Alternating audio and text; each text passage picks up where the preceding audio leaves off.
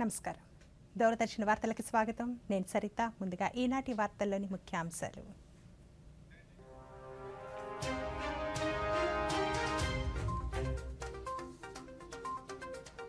రాష్ట్రంలో ముగిసిన సార్వత్రిక ఎన్నికల ప్రచారం. 175 శాసనసభ, 25 లోక్సభ స్థానాలకు మే 13న పోలింగ్, జూన్ 4న ఓట్ల లెక్కింపు. పోలింగ్కు ఏర్పాట్లు పూర్తి చేశామన్న రాష్ట్ర ఎన్నికల ప్రధాన అధికారి. ప్రతి ఒక్కరూ తమ ఓటు హక్కు వినియోగించుకోవాలని కోరిన ముఖేష్ కుమార్ మీనా. రాష్ట్ర వ్యాప్తంగా ఓటు హక్కు వినియోగించుకోనున్న 4 కోట్ల మంది పైగా ఓటర్లు. ఉదయం మాక్ పోలింగ్, ఏజెన్సీ ప్రాంతాల్లో 5 గంటలకే ముగియనున్న పోలింగ్. జిల్లాల్లో పోలింగ్ నిర్వహణకు అన్ని ఏర్పాట్లు చేశామన్న కలెక్టర్లు. శాంతియుత వాతావరణంలో పోలింగ్ జరిగేలా భద్రతా చర్యలు చేపట్టామని వెల్లడి. ఇక వార్తల్లోని వివరాలు. రాష్ట్ర వ్యాప్తంగా ఈ నెల 13న జరిగే సార్వత్రిక ఎన్నికలకు ప్రచారం ఈ రోజు సాయంత్రంతో ముగిసింది. 13వ తేదీ ఉదయం 7 గంటల నుండి సాయంత్రం 6 గంటల వరకు పోలింగ్ జరగనుంది. అరకు, పాడేరు, రంపచోడవరం, పాలకొండ, కురుపాం, సాలూరుల్లో ఉదయం 7 గంటల నుండి సాయంత్రం 5 గంటల వరకు పోలింగ్ ఉంటుంది. మిగతా ప్రాంతాల్లో సాయంత్రం 6 గంటల వరకు కొనసాగుతుందని రాష్ట్ర ఎన్నికల ప్రధాన అధికారి ముఖేష్ కుమార్ మీనా తెలిపారు. వెలగపూడి సచివాలయంలో ఆయన మీడియాతో మాట్లాడుతూ పోలింగ్ అనంతరం వచ్చే నెల 4వ తేదీన ఓట్ల లెక్కింపు చేపట్టనున్నట్లు వెల్లడించారు. రాష్ట్రంలో మొత్తం ఓటర్ల సంఖ్య 4.14 కోట్లు ఉందని, వీరి కోసం మొత్తం 46,389 పోలింగ్ కేంద్రాలు ఏర్పాటు చేశామన్నారు. ఎన్నికల నియమావళికి విరుద్ధంగా వ్యవహరించిన కేసుల్లో మొత్తం 864 ఎఫ్ఐఆర్లు నమోదయ్యాయన్నారు. ఎన్నికు 6 కాన్స్టిట్యున్సీస్ అరకు పార్లమెంటరీ కాన్స్టిట్యున్సీలో వస్తాయి. దాంట్లో Palakonda, Kurupam and Salur, these 3 constituencies timing is morning 7 to evening 5. Then Arku Valley, Paderu and Rampachodaram, akkada polling time is morning 7 to evening 4.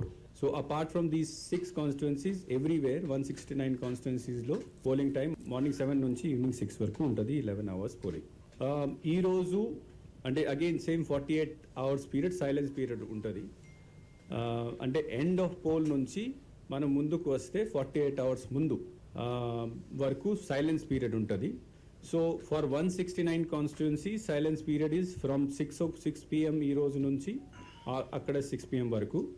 3 constituencies గురించి ఇది ఈవినింగ్ 5 నుంచి స్టార్ట్ అయ్యి అప్పుడు 5 వరకు ఉంటుంది. 3 కాన్స్టిట్యున్సీస్ అరకు, పాడేరు అండ్ రంపచోడవరం అక్కడ 4 నుంచి 4 వరకు, అంటే ఈరోజు 4 నుంచి 4 వరకు.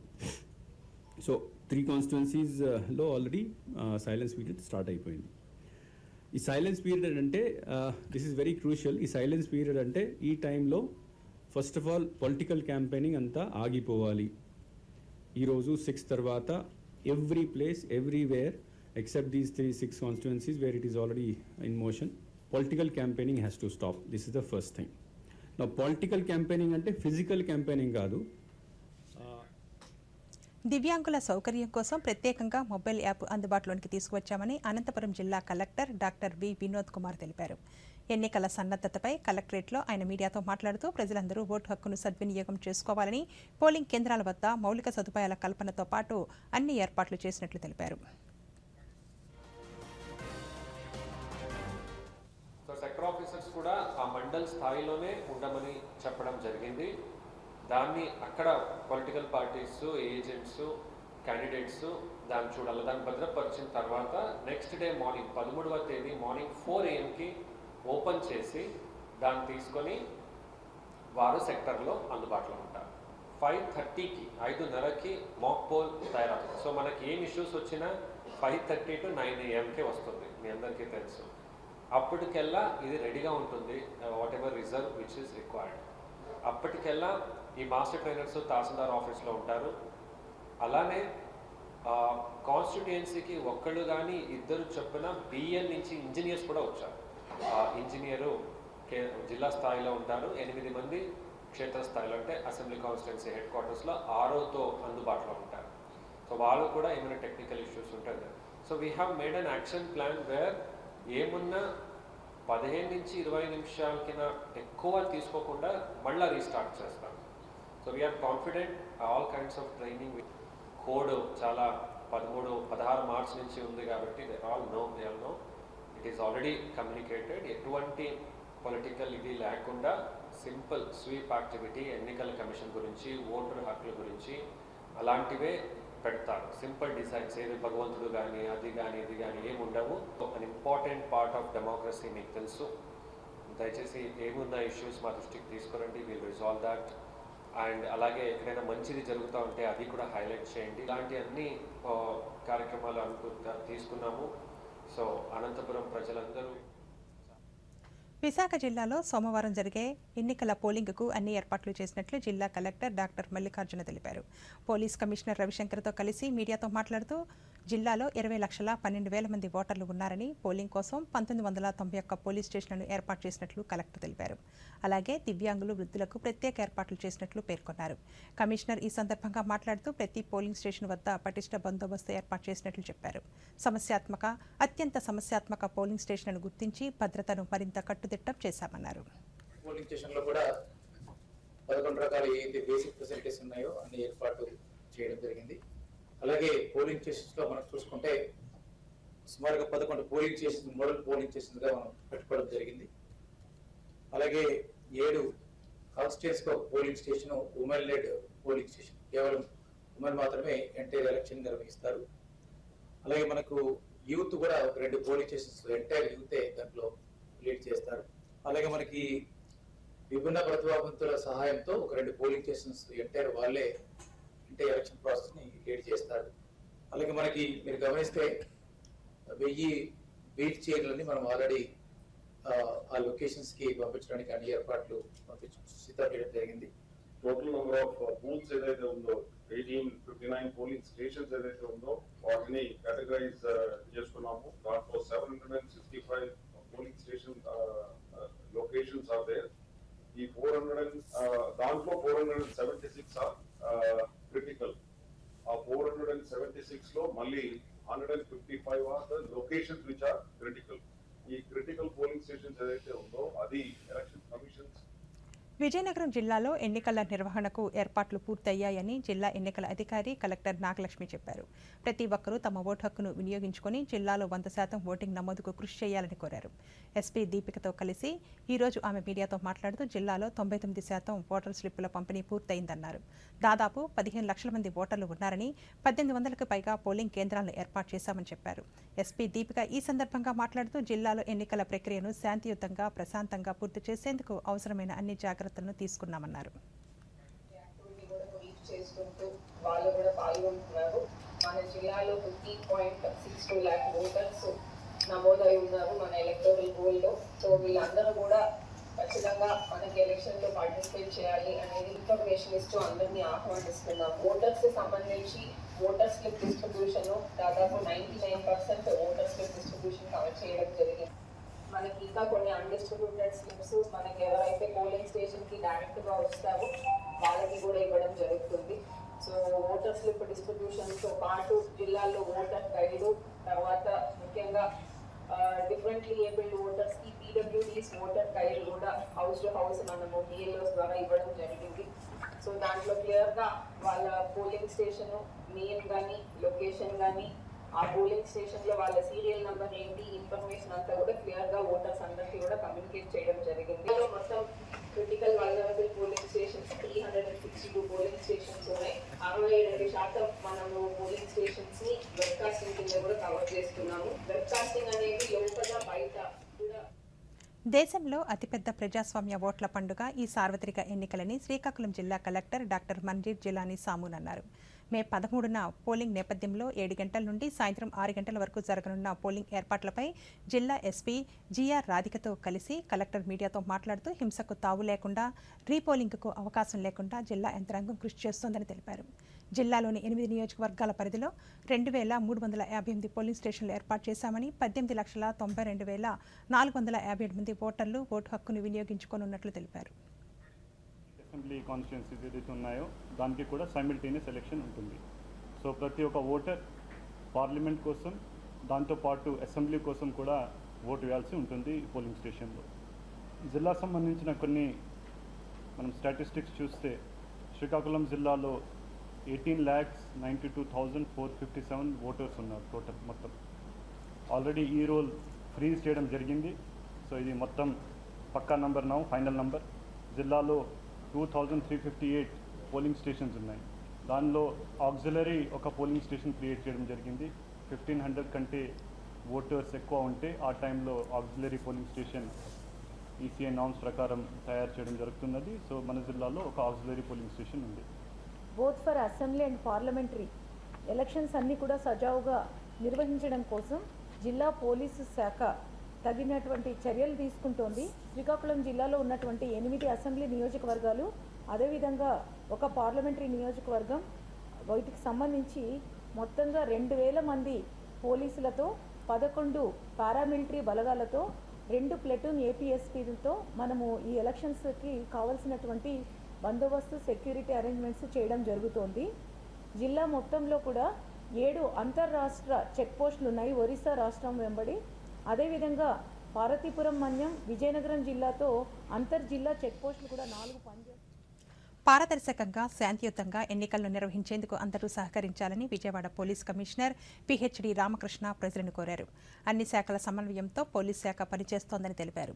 332 సమస్యాత్మక ప్రాంతాలను గుర్తించి ఆయా ప్రాంతాల్లో అదనపు బలగాలను మోహరించామన్నారు. నిబంధనలు ఉల్లంఘించే వారిపై కఠిన చర్యలు తీసుకుంటామని హెచ్చరించారు. Election point of law point of view. So we are deploying almost 5,000 civil police, 30 companies of CAPF, 10 companies of our state armed police, and we are also taking support of NSS and NCC cadets also. With this, we are forming like not only polling booth bandobast, we are also giving around 400 teams of striking forces, special striking forces, mobile parties, and QRT. All these measures. With this force, we are going to conduct a free and fair election. We also bound over 4,500 trouble-mongers till now, and registered 95 cases, MCC violation cases. Till now, through our check posts or various other checkings, we have seized cash and also 81,000 liters of liquor. This last 10 days, enforcement is intensified. Last 10 days itself, we have seized more than 10 crore rupees. A few stations are identified as critical stations as per ECI guidelines. There is really some law and order issue or something will happen. 180 are identified law and order critical stations. All these places and even on the other places also, we are deploying CAPF forces and we are just. ప్రకాశం జిల్లాలోని ప్రతి polling కేంద్రంలోనూ ఆరోగ్య శిబిరాలు ఏర్పాటు చేస్తున్నట్లు ప్రకాశం జిల్లా వైద్య ఆరోగ్య శాఖ అధికారి డాక్టర్ సురేష్ కుమార్ తెలిపారు. పోలింగ్ సందర్భంగా వైద్య ఆరోగ్య శాఖ చేస్తున్న ఏర్పాట్లపై ఆయన దూరదర్శన్తో మాట్లాడుతూ వేసవి దృష్ట్యా ప్రజలు తగిన జాగ్రత్తలతో పోలింగ్ కేంద్రాలకు రావాలన్నారు. జిల్లాలోని ప్రతి పోలింగ్ కేంద్రంలోనూ వైద్య ఆరోగ్య శాఖ సిబ్బంది ఉంటారని, ఓఆర్ఎస్, గ్లూకోజ్, సెలైన్ వంటి వాటితో పాటు అవసరమైన మందులను కూడా అందుబాటులో ఉంచినట్లు తెలిపారు. జరగబోతున్నాయి రేపు 13వ తారీఖున. సో ఈ సందర్భంగా మనకు ఈ వేసవి కాలం బాగా ఉష్ణోగ్రతలు ఎక్కువగా ఉన్నాయి కాబట్టి మనకు ఎటువంటి వడదెబ్బలు ఇలాంటివి తగలకుండా మనం తగిన జాగ్రత్తలు పాటించాలి. వీలైనంత వరకు మార్నింగ్ టైము, ఈవినింగ్ టైము, అంటే ముఖ్యంగా పిల్లల తల్లులు కానీ, వృద్ధులు కానీ, ఏదన్నా జబ్బుతో ఉన్న వాళ్ళు కానీ, ఫిజికల్లీ హ్యాండిక్యాప్డ్ కానీ, ఇలాంటి వాళ్ళంతా ఉదయం కానీ సాయంత్రం కానీ తమ ఓటును వినియోగించుకోవాలి. పోతే వాళ్ళు తెల్లటి దుస్తులు, లూజ్గా ఉండే దుస్తులు వేసుకోవాలి. నీరు ఎక్కువగా తాగాలి. వీలైతే అన్ని చోట్ల మెడికల్ క్యాంప్స్ ఉంటాయి కాబట్టి అక్కడ ఓఆర్ఎస్ ప్యాకెట్లు కూడా లభిస్తాయి. అవి కూడా తీసుకొని ఈ వేసవి నుంచి ఉపశమనం పొందవచ్చు. తర్వాత ఎన్నికల సందర్భంగా మాకు 12వ తారీఖున ఈ డిస్ట్రిబ్యూషన్ సెంటర్స్ ఉంటాయి. అంటే ఈవీఎం మెషిన్స్ 8 సెంటర్ల నుంచి వీటిని డిస్ట్రిబ్యూట్ చేయడం జరుగుతుంది. అట్లాగే 13వ తారీఖున సాయంత్రము పోలింగ్ అయిపోయిన తర్వాత 7 ప్రాంతాల్లో ఈ రిసెప్షన్ సెంటర్స్ అంటారు. అంటే పోల్ అయిన తర్వాత ఈవీఎం మిషన్స్ తీసుకొచ్చి ఒక ఎర్రగొడగాలం మినహా ఇందాక నేను చెప్పిన స్థానాల్లో వాటిని అప్పగిస్తారు కాబట్టి అక్కడ కూడా మేము మెడికల్ సెంటర్స్ మెడికల్ క్యాంప్స్ అనేటివి అరేంజ్ చేయడం జరిగింది. తర్వాత 13వ తారీఖున ప్రతి ఒక్క పోలింగ్ బూత్ దగ్గర ఒకరిద్దరు paramedical staff with emergency medicines, అంటే ఓఆర్ఎస్ ప్యాకెట్లు కానివ్వండి, పారాసెటమాల్ ట్యాబ్లెట్ కానివ్వండి, గ్లూకోజ్ ప్యాకెట్స్ కానివ్వండి, ఇతరత్ర విరోచనాలు కాకుండా ట్యాబ్లెట్స్ కానివ్వండి, అవసరమైతే ఇంట్రావెనస్ ఫ్లూయిడ్స్ అంటే సలైన్ బాటిల్ కానీ ఏదైనా ముందుగా. ఇప్పుడు ఒక చిన్న విరామం. మీ భద్రత మాకు అమూల్యమైనది. అందుకే ఎప్పుడు ఎల్పీజీ సిలిండర్ తీసుకున్నా ప్రీ డెలివరీ పరీక్ష తప్పక చేయించండి.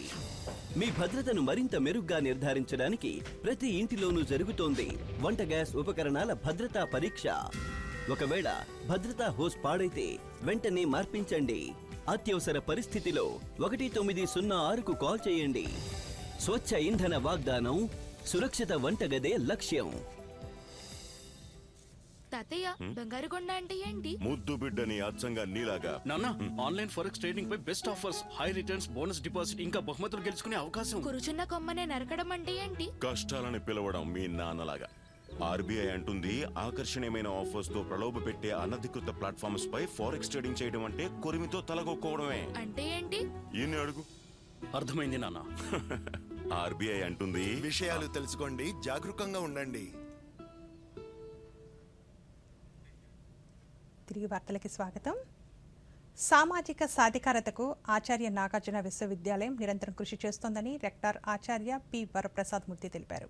గత నెల రోజులుగా ఉచిత కుట్టు శిక్షణ శిబిరం నిర్వహిస్తున్న కార్పొరేట్ సామాజిక బాధ్యత సిఎస్ఆర్ విభాగాన్ని సందర్శించిన అనంతరం ఆయన మాట్లాడుతూ, సిఎస్ఆర్ విభాగం ద్వారా విశ్వవిద్యాలయ పరిసర ప్రాంతాల్లోనూ అలాగే రాష్ట్ర వ్యాప్తంగా పలు జిల్లాల్లో మహిళల స్వయం ఉపాధికై వివిధ రంగాల్లో ఉచిత శిక్షణ తరగతులను నిర్వహిస్తున్నామన్నారు.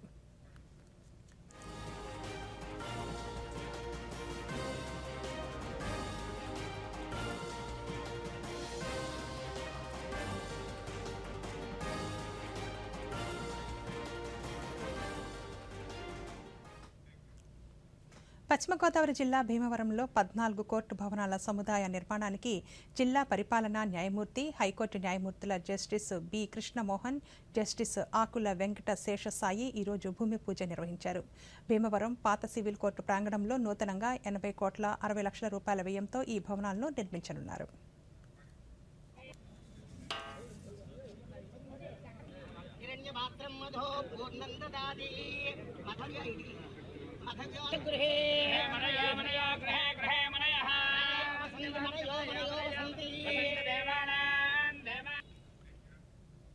ప్రజలందరూ స్వేచ్ఛగా తమ ఓటు హక్కు వినియోగించుకునేలా జిల్లాలో పటిష్టమైన బందోబస్తు ఏర్పాట్లు చేసినట్లు ప్రకాశం జిల్లా ఎస్పీ గరుడు సునీల్ తెలిపారు. జిల్లాలో చేపట్టిన ఏర్పాట్లపై ఎస్పీ దూరదర్శన్తో ప్రత్యేకంగా మాట్లాడుతూ శాంతియుత వాతావరణంలో పోలింగ్ జరిగేలా చర్యలు తీసుకున్నట్లు చెప్పారు.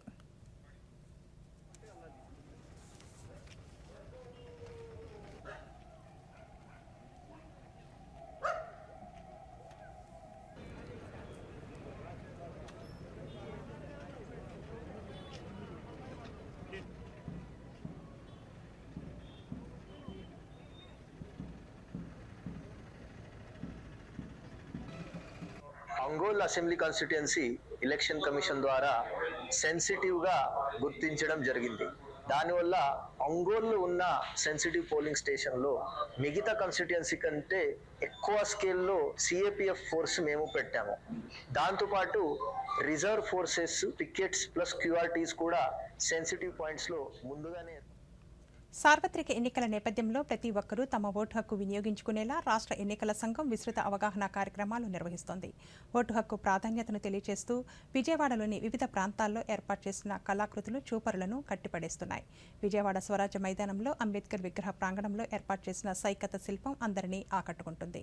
అలాగే ఇంద్రకీలాద్రికి వెళ్లే మార్గంలో బెన్ సర్కిల్ వద్ద ఈవీఎం నమూనాలను ఏర్పాటు చేయగా నగర ప్రజలకు ఎంతగానో అవగాహన కల్పిస్తున్నాయి.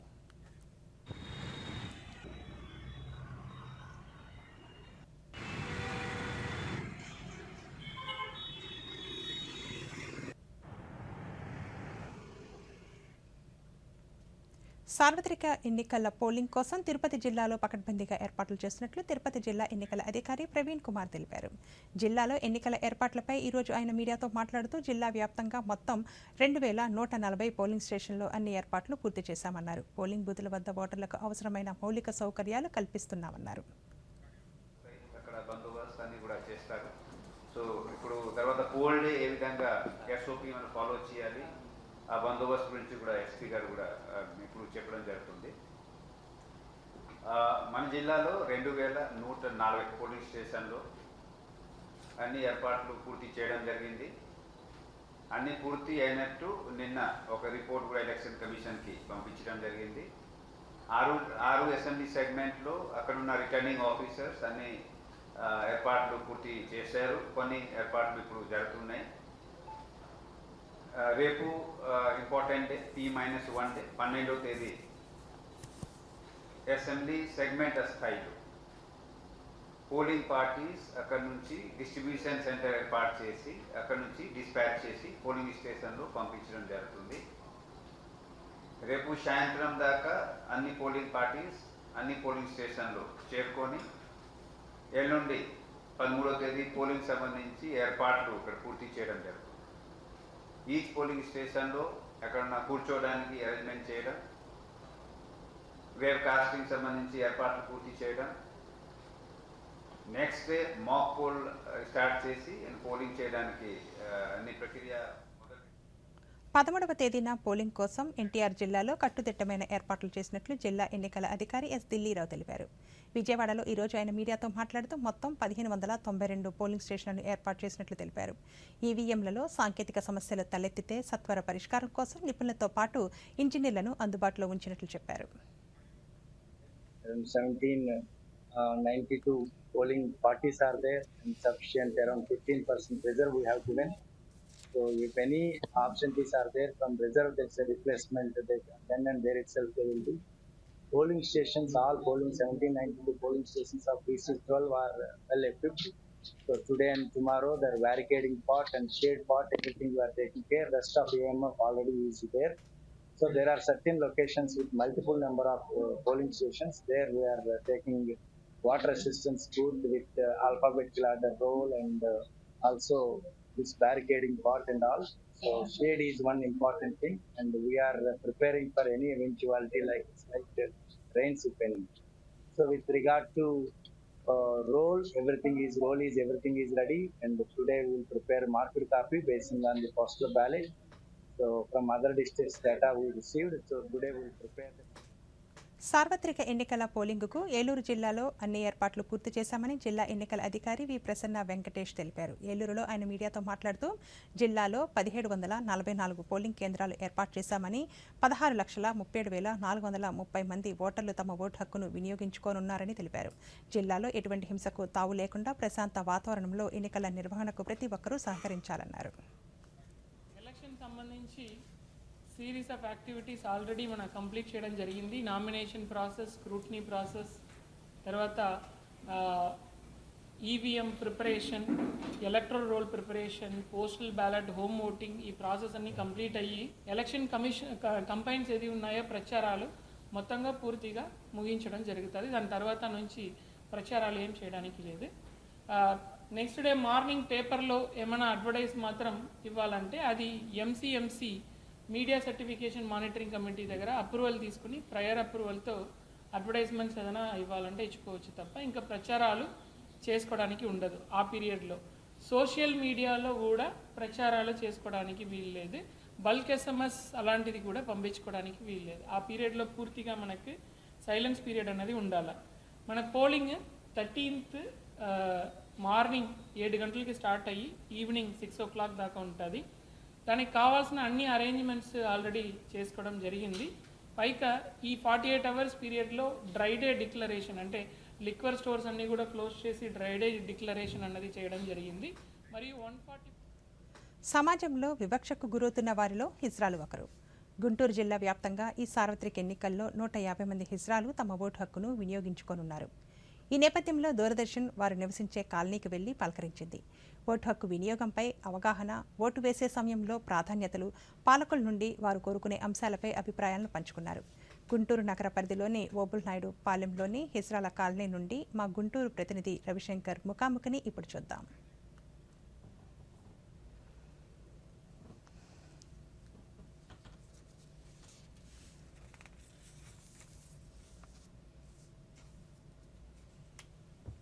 ఎన్నికల పండుగ వచ్చింది. ఊరికి దూరంగా విసిరేసినట్టు ఉన్న ఈ కాలనీలో ఇప్పుడు మనం ఉన్నాము. ట్రాన్స్జెండర్స్ పేరుతో గుంటూరు జిల్లాలో దాదాపు 150 మంది తమ ఓటు హక్కును ఈ 2024 సార్వత్రిక ఎన్నికల్లో ఉపయోగించుకోబోతున్నారు. ఒక్కసారి ఈ ఓటు హక్కు వినియోగించుకోవడంలో వారికి ఏమన్నా ఇబ్బందులు ఉన్నాయా అన్నది ఒకసారి కనుక్కుందాం.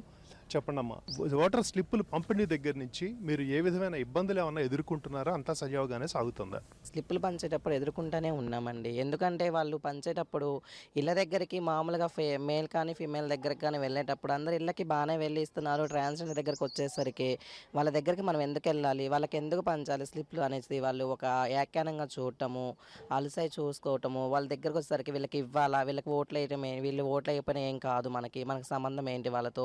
సమాజంలో గుర్తింపు లేదు. ఫస్ట్ మనుషులు అనేది వాళ్ళని ఏం చేస్తున్నారంటే వాళ్ళు మాట్లాడే మాటలకి మా మనసులు చాలా చిన్నపోయి చాలామంది కూడా సూసైడ్ చేసుకున్న వాళ్ళు ఉన్నారు మాలో.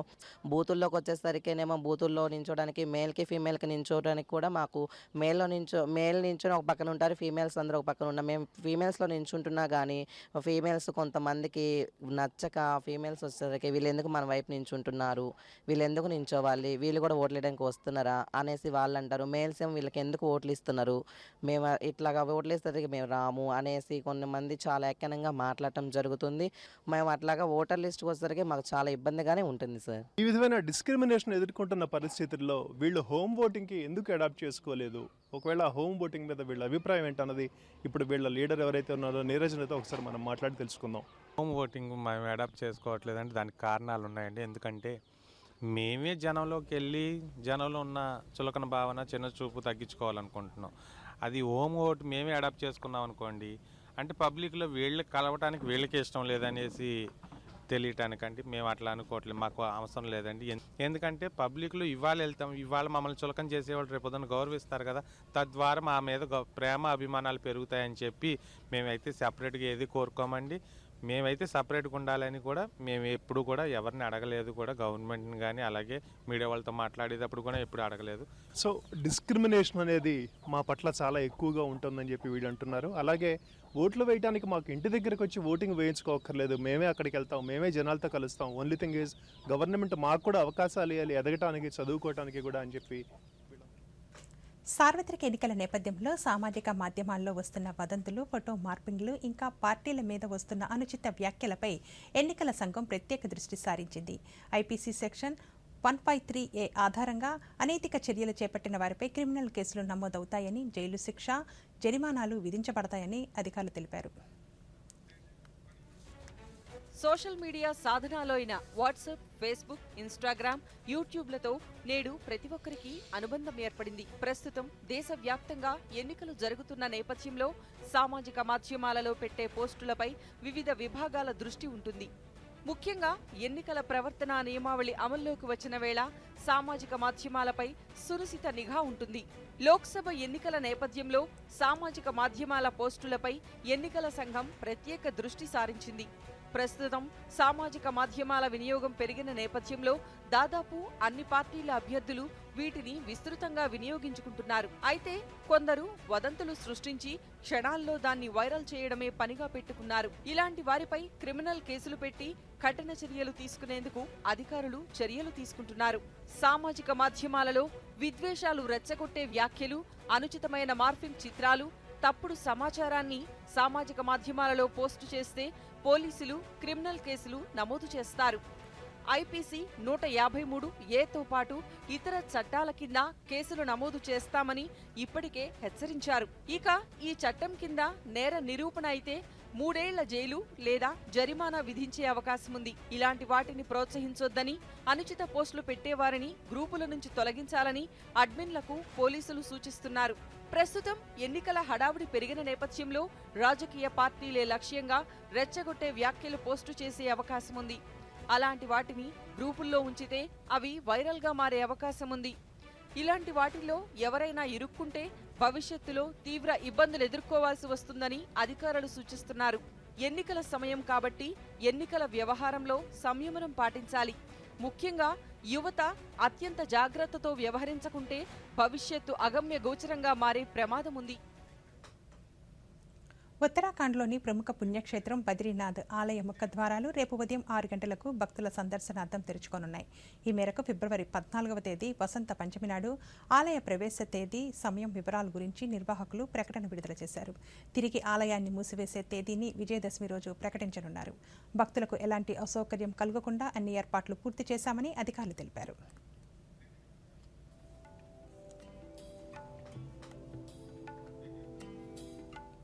అంతరిక్ష రంగంలో భారతదేశ కీర్తి ప్రతిష్టలను ప్రపంచానికి చాటుతున్న ఇస్రో మరో విజయం అందుకుంది. 3D ప్రింటింగ్ టెక్నాలజీతో రూపొందించిన PS4 రాకెట్ ఇంజన్ను విజయవంతంగా పరీక్షించింది. హాట్ టెస్టింగ్ పేరిట జరిగిన ఈ పరీక్షలో ఇస్రో PS4 ఇంజన్ను 664 సెకండ్ల పాటు మండించింది. AM టెక్నాలజీతో 3D ప్రింటింగ్ ఈ ఇంజన్ను తయారు చేసినట్లు పేర్కొంది. ఈ సాంకేతికతతో ముడి సరుకులో 97%, ఉత్పత్తి సమయంలో 60% ఆదా అవుతుందని పేర్కొంది. ద్రవ ఇంధన ఆధారిత PS4ను PSLV రాకెట్ చివరి దశలో వినియోగిస్తారు. త్వరలో దీన్ని PSLV రాకెట్లో వినియోగించనున్నారు.